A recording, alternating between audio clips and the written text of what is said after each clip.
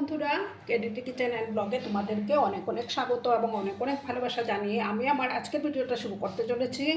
আশা করি তোমাদের ভালোই লাগবে। আজকে আমি মৌরলা মাছের একটা ঝিঙে আলু দিয়ে রেসিপি শেয়ার করব। আশা করি তোমাদের ভালোই লাগবে। মৌরলা মাছের সাথে অন্য আরও ছোটো মাছগুলো আছে। এবার প্রথমে আমি গ্যাসটা অন করে দেব। একটা প্যান আমি এবার বসিয়ে দিলাম। আর দেখো আমি এইভাবে ঝিঙে তারপর আলু এইভাবে কেটে নিয়েছি। প্রথমে প্যানটাকে আমি ভালো করে গরম করে নেব। বন্ধুরা, আমি প্যানের মধ্যে তেল দিয়ে দিয়েছি, তেলটা গরম হয়ে গেছে। এবার আমি মাছগুলো দিয়ে দেব।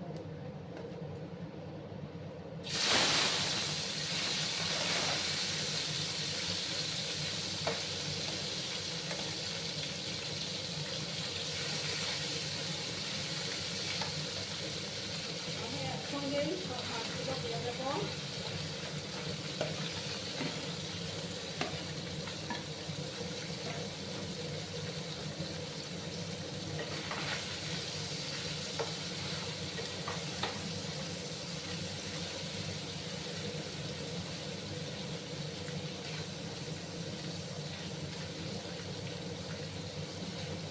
আমি একটু লাল লাল করে মাছগুলোকে ভেজে নেব।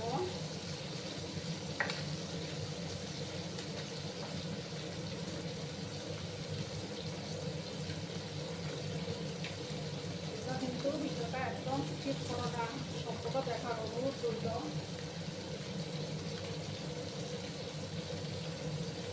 একটু লাল লাল করে আমি মাছগুলোকে ভেজে নেব।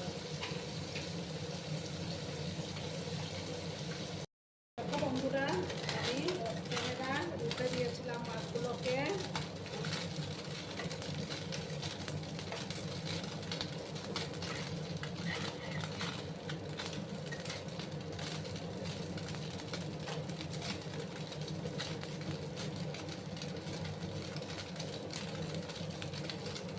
এবার আমি মাছগুলো নামিয়ে নেব।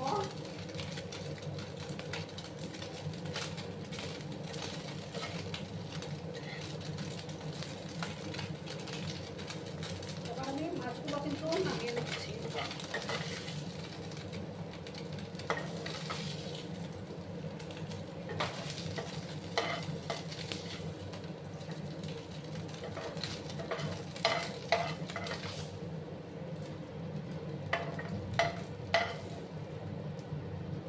বন্ধুরা, সমস্ত মাছগুলো নামিয়ে নিয়েছি। এবার আমি প্যানের মধ্যে সর্ষের তেল দিয়ে রান্নাটা করব।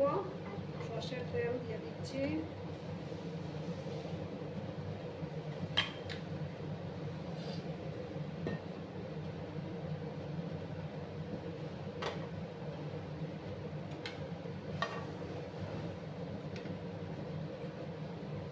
এবার আমি এটার মধ্যে দেখো দুটো পেঁয়াজ কেটে রেখেছিলাম, সেই পেঁয়াজ কুচিগুলো দিয়ে দেবো।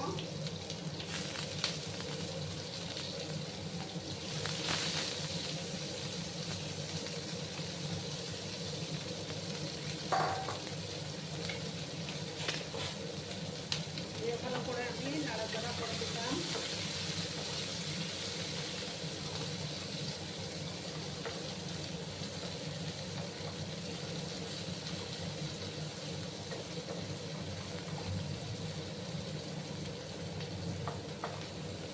একটু লাল লাল করে আমি পেঁয়াজগুলোকে প্রথমে ভেজে নেব।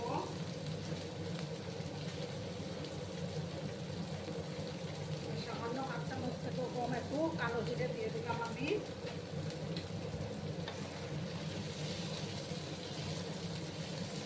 আর দেখো অল্প রসুন আর একটা কাঁচা লঙ্কা কুচি দিয়ে দিলাম। এবার একসাথে ভালো করে আমি কষিয়ে নেব।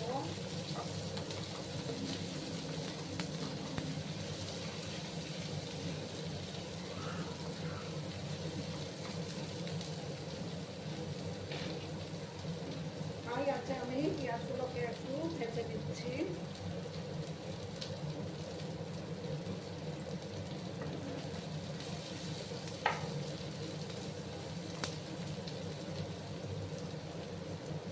আর একটু সময় আমি পেঁয়াজগুলোকে ভাজবো, ততক্ষণ না একটু লবণ আমি দিয়ে দিচ্ছি। তাতে করে পেঁয়াজগুলো তাড়াতাড়ি সফট হয়ে যাবে।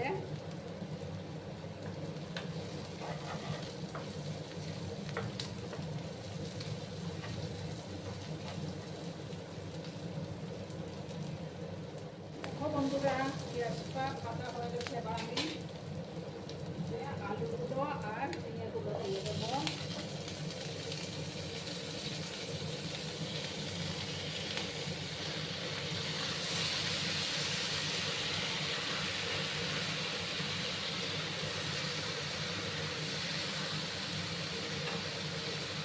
এবার আমি হলুদের গুঁড়োটা অ্যাড করে দেবো।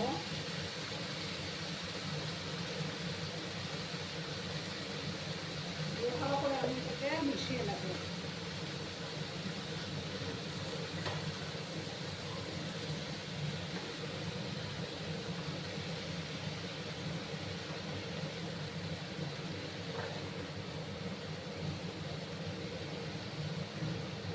একটু সময় আমি এটাকে ঢাকা চাপা দিয়ে রাখবো, তারপরে সবজিগুলো একটু মজে যাবে।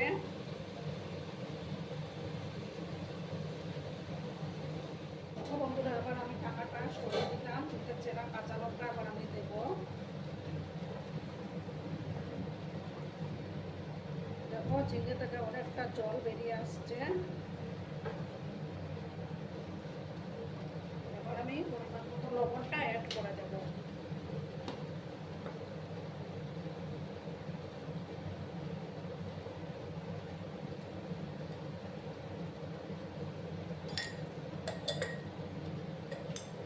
এই রান্নাটাতে কিন্তু বেশি মশলা দেওয়ার দরকার নেই।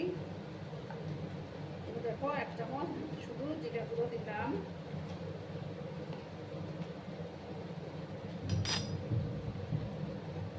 ছোট চামচের 1 চামচ দেখো কাশ্মীরি লঙ্কা গুঁড়ো দিলাম জাস্ট কালারের জন্য। দিয়ে ভালো করে আমি এটা মিক্স করে নিচ্ছি।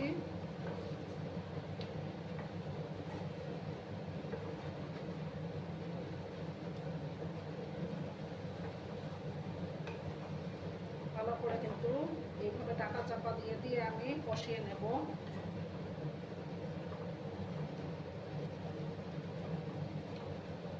খেতে কিন্তু দুর্দান্ত হয়।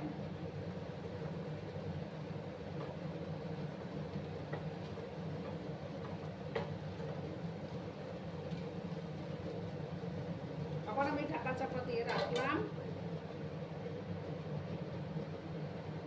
দেখো বন্ধুরা, আবার আমি ঢাকাটা সরালাম। তারপর ঝিঙে থেকে কতটা জল বেরিয়েছে। এটাতে কিন্তু জল দেওয়ার দরকার পড়ে না,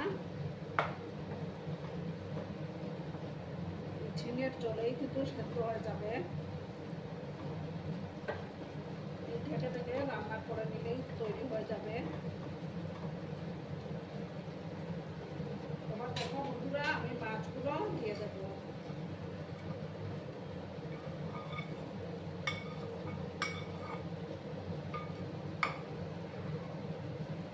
ভালো করে আবার মিক্স করে নিচ্ছি আমি। দুপুরবেলা গরম ভাতে জাস্ট জমে যাবে এরকম একটা রেসিপি হলে।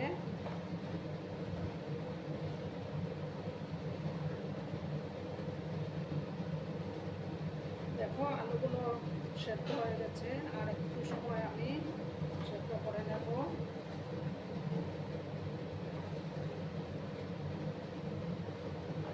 আমি কিন্তু মোরলা মাছের মাথাগুলো ফেলে দিয়েছি। মাথা থাকলে অনেক সময় তেতো লাগে।